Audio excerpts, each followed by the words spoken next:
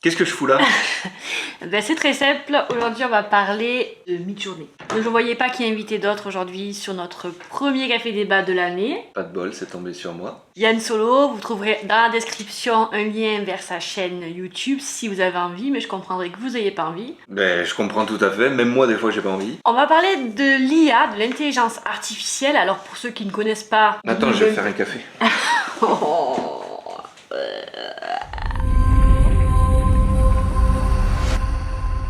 On va parler IA, plus précisément passer par l'algorithme Midjourney. Une IA, pour ceux qui ne sauraient pas... Non, ça ne dit pas ça. Si, sûrement. Une IA, pour ceux qui savent pas ce que c'est une intelligence artificielle. Et il y a certaines personnes qui en auraient bien besoin. On ne peut pas rentrer dans les détails de la description d'une IA, ça ne se décrit pas. C'est un processus chimique, technique et technologique qui vise à reproduire des actions humaines, notamment des réflexions via des algorithmes. Ah bah je suis d'accord avec toi. On a... J'ai le droit de parler? Non, tu es invité. Ça va être long cette émission. On a testé Midjourney, le sujet est très vaste, donc on va essayer de condenser tout ça. Il y a du bon et du moins bon. Alors moi je connaissais pas du tout ce logiciel, même si je suis férue de nouvelles technologies et de choses modernes. Je connaissais pas Midjourney. C'est pourquoi je t'ai invité sur ce premier café débat, parce que tu l'as déjà testé et depuis sa sortie il me semble. Donc tu as vu les évolutions des versions aussi. Déjà, est-ce que tu peux nous expliquer comment ça marche, comment on s'inscrit, à quoi ça sert en fait? Alors à quoi ça sert? Ça sert à créer des images grâce à des mots ou des phrases. Par exemple, tu as envie de faire un nain de jardin. Non, ça c'est toujours très sale ce qui sort de sa bouche. Donc on va rester sur du soft. Donc imaginons qu'on veut créer un paysage féerique avec une fée qui apparaît sur un petit avec champignon. Avec une fée par exemple et sur un champignon géant luminescent. On pourra le créer grâce à ces mots. L'IA va interpréter ces mots-là et va essayer de sortir quelque chose qui s'en rapproche. On tape le texte sur l'ordinateur et il sort une image. Exactement. Et par rapport à l'intervention que je viens de faire, justement, Midjourney, il y a des modérateurs et on ne peut pas faire ce qu'on veut. C'est-à-dire que les trucs sales... Le sang, c'est sûr, c'est censuré. Les parties génitales aussi. Et qui incite à la sexualisation aussi. Voilà, ils veulent un peu cadrer tout ça pour pas qu'il y ait trop de débordements de ce côté-là. Donc après, on est d'accord ou on n'est pas d'accord avec ça. C'est déjà quelque part une censure, mais bon, ça permet de protéger peut-être certaines personnes. Je pense aussi, et de toute façon, l'accès déjà à Midjourney et à ce type d'IA, pas non plus accessible entre guillemets à tout le monde. Donc comment ça marche? Effectivement, vous vous inscrivez sur midjourney.com, vous allez recevoir un mail avec une invitation pour accéder à un serveur Discord. Donc il faut avoir déjà un serveur Discord et savoir comment ça fonctionne. On est au départ sur un serveur public, donc vous allez voir toutes les créations de tous les utilisateurs et vous avez quelques essais. Vous pouvez passer sur une version payante avec plusieurs forfaits qui vous permettent là de faire beaucoup plus d'essais et surtout de le faire en privé et que tout le monde n'accède pas à vos créations. Les créations que vous allez faire sur Midjourney, tu m'arrêtes si je me trompe, mais vous appartiennent. Alors ça c'est encore un autre débat, ça appartient à celui qui a créé l'œuvre, mais le problème c'est que ça vous appartient oui et non quoi. Donc il n'y a que quand vous êtes sur un salon privé, que vous êtes tout seul dans le salon, que vous pouvez créer des choses qui sont pas exploitables par d'autres en tout cas. Parce que du coup c'est votre imagination mise en dessin. Donc pour des personnes qui ne savent pas dessiner, qui sont pas du tout habiles en art plastique, mais qui en ont plein la tête par contre, c'est ton cas? C'est ça, ben c'est très intéressant. Clairement je suis pas du tout bon en dessin, ça me permet de les mettre, ou du moins d'avoir quelque chose qui s'en rapproche de ce que j'ai dans la tête. Du coup on trouve énormément de choses sur les réseaux sociaux, il y a beaucoup d'images qui fleurissent et qui envahissent les réseaux sociaux et un des premiers problèmes c'est que les personnes qui font ces images via l'IA, et il y en a d'autres et il n'y a pas que Midjourney, ne précisent pas que c'est fait avec une IA. Alors est-ce que toi tu le précises? Alors moi je le précise, mais effectivement il y en a beaucoup qui ne le font pas. Il n'y a pas de loi là-dessus, chacun fait ce qu'il veut, mais quelque part c'est un peu tromper les gens qui vous suivent. C'est une question de conscience alors, personnelle. Oui, c'est de la morale, c'est voilà, c'est propre à chacun. C'est propre à chacun. Donc il y a des soucis qui se créent parce que justement on a du mal maintenant et de plus en plus, puisque l'IA évolue assez rapidement et devient de plus en plus précise et qualitative dans ce qu'elle sort. Moi j'ai vu beaucoup de gens en tout cas se dire artistes et poser ça là sur Facebook ou Insta et on pense que c'est eux qui ont créé ça. Vu les commentaires dessous, beaucoup de personnes, d'ailleurs beaucoup de gens je pense ne connaissent pas l'intelligence artificielle, même si on l'a au quotidien avec les bots et tout ça maintenant sur internet, mais beaucoup de personnes ne connaissent pas. Et encore moins Midjourney, parce que même si on a la version 4, comme je vous disais, c'est pas forcément accessible à tout le monde. Donc la question de la propriété intellectuelle et du droit de ce qu'on peut faire de ces images-là, elle est importante et elle pose question. Donc j'aimerais savoir, toi, du coup, puisque tu l'utilises, à quelle hauteur tu t'appropries l'image créée. On va vous expliquer ensuite comment on crée concrètement une image de A à Z. Vous allez nous suivre ensemble. Alors moi en fait déjà je l'utilise que pour mon loisir, c'est-à-dire que je crée quelque chose, je fais une petite retouche à partir d'images qui m'intéressent. Je fais une retouche Photoshop dessus et puis je la publie sur les réseaux, mais je mentionne que ça a été créé avec l'IA plus un traitement Photoshop. Mais c'est uniquement pour mon loisir. Je commercialiserai, je pense pas du tout ce genre de contenu. On n'aura pas des t-shirts du coup et des casquettes à ton effigie. Non, je pense pas. En tout cas pas pour le moment. Faut jamais dire jamais. Mais pour l'instant non. Et au niveau qualitatif? Alors pour l'instant c'est encore limité parce que je pense que les données que ça génère de faire fonctionner Midjourney, ça doit être assez colossal. 10 000 serveurs là actuellement pour pouvoir mettre en œuvre Midjourney.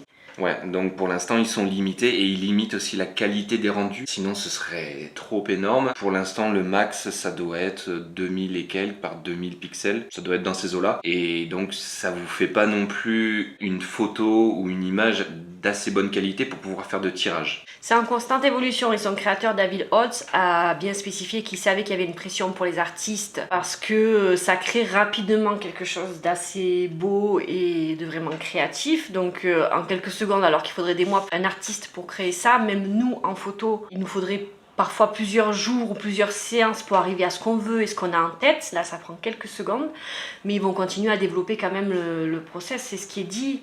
Pour l'instant, ça reste limité, comme on disait, par rapport à la taille des serveurs nécessaires. Mais c'est sorti en 2022, Midjourney accessible à tout le monde. Est-ce que tu as vu l'évolution déjà par rapport à la première version et là, maintenant, Ouais. à la version 4? La première version, elle faisait déjà des choses très belles, mais il y avait, c'était assez limité, notamment sur les sujets humains. Donc sur les sujets humains, il avait du mal à former les extrémités, donc les doigts, à former aussi les yeux. Il y avait beaucoup d'aberrations, des yeux un peu tordus. Au niveau du nez aussi, il avait du mal. Et maintenant, à la version 4, ils se sont vraiment améliorés. Là, on arrive à avoir des définitions beaucoup plus précises, beaucoup moins d'aberrations, et ça fait peur parce que ça vient de démarrer et En 6 mois, en quelques mois, ça progresse. À un moment donné, on ne saura pas faire la différence entre une vraie photo et l'IA. Vous l'avez vu de toute façon dans la démonstration qu'on vous a fait là de création d'images,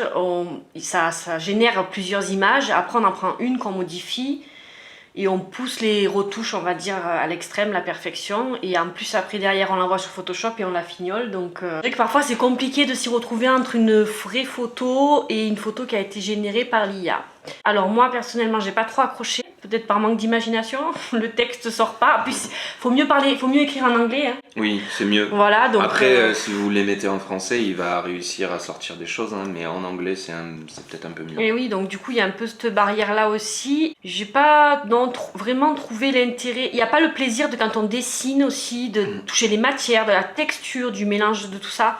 Et quand on fait des photos, il n'y a pas le plaisir de partager quand c'est avec une personne ou quand c'est en extérieur dans la nature, le plaisir d'être dehors. Pour moi, il me manque ça.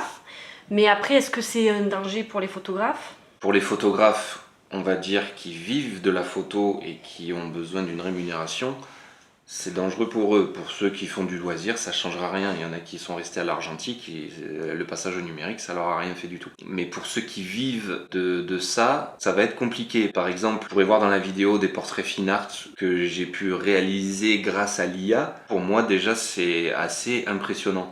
Donc je pense qu'à terme, je vais vous donner un exemple, vous serez dans votre salon, vous vous prendrez un joli selfie avec votre iPhone 45, vous allez mettre cette photo dans l'IA, elle va vous sortir un portrait fine art avec les traits de votre visage, vous n'aurez pas besoin d'aller chez un photographe. Et ça, c'est pour ceux qui vivent de la photo, ça va être dramatique. Ben, ça va vite, gain de temps. Tu parlais du portrait fine art que tu as sorti, que vous allez pouvoir voir. C'est beaucoup plus difficile de trouver un modèle, une MUA, d'avoir le studio. Donc à l'avenir, les gens Techniquement, on n'aura plus besoin de photographe pour ce genre de choses, en tout cas, je pense. Donc c'est un danger, mais qu'il va falloir accepter parce que clairement, ils feront pas marche arrière. Il y aura peut-être des levées de boucliers de certains, mais on va dire que ça va faire comme pour les artistes de musique quand Spotify est sorti. Ça fera la même chose en fait. Faut s'adapter et point de barre. Si vous n'êtes pas dans le coup, vous êtes laissé sur le bas-côté et c'est fini pour vous. On en revient pour ceux qui nous regardent et je sais qu'il y en a qui sont encore à l'argentique, ceux qui n'ont pas passé le cap du passage de l'argentique au numérique, ça a été compliqué de continuer à en vivre. Il y en a qui ont fermé boutique tout simplement et qui ont gardé ça comme passion et ça reste d'ailleurs une passion et même un loisir prisé. En termes de commerce et de prestations payantes, ça va être compliqué. Alors de mon côté, moi je vois quand c'est sorti, qu'on a discuté il y a quelques mois, je voyais pas du tout le danger par rapport aux photographes.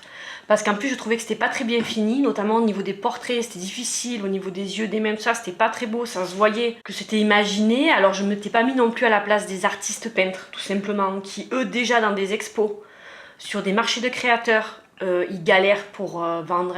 Il y en a qui aimeraient vivre de ça, c'est déjà galère, en plus avec les copies chinoises et compagnie, c'est compliqué. C'est déjà compliqué. Mais alors là, franchement, c'est même pas la peine. Dès qu'ils arriveront à faire la qualité en grand tirage, ça va mettre un coup, je pense, sur ce secteur-là. Et moi, pour la photo, je voyais pas. Donc j'ai vu que certaines personnes s'en servent pour faire des fonds numériques et du coup après ils vont intégrer les portraits qu'ils ont fait. Donc pourquoi pas, c'est un mix des deux. Exactement, mais à terme... Mais tu te vois, du coup, toi, t'en servir dans la photo, est-ce que tu as déjà une vue sur ce que tu pourras en faire professionnellement ou pas? Moi, je pense que oui. À l'avenir, quand ce sera plus qualitatif, on est d'accord que ça va s'intégrer. Je ne serai pas le seul, hein. Tout le monde va l'utiliser. Si vous voulez suivre la tendance ce sera à l'ère numérique avec intelligence intégrée. Enfin, c'est mon avis. Après, c'est déjà d'actualité depuis quand même pas mal d'années, mais du coup ça n'enlèvera quand même pas ta passion pour la photo. Par exemple, je sais que tu fais de la photo et de la vidéo. Je veux dire, le côté concret de faire de la photo, ça n'enlève... Ah non, ça n'enlève...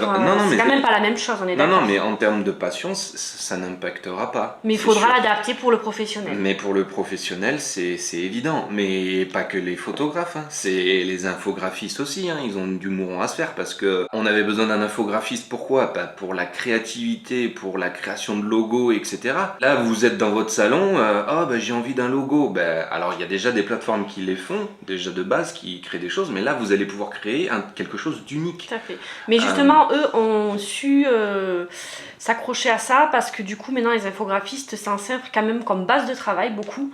C'est-à-dire que c'est leur workflow, ils peuvent déjà créer, on parlait de logo ou de template ou n'importe quoi, à partir de l'IA, en fait. Pas qu'ils se cassent plus le cul, on va pas dire ça.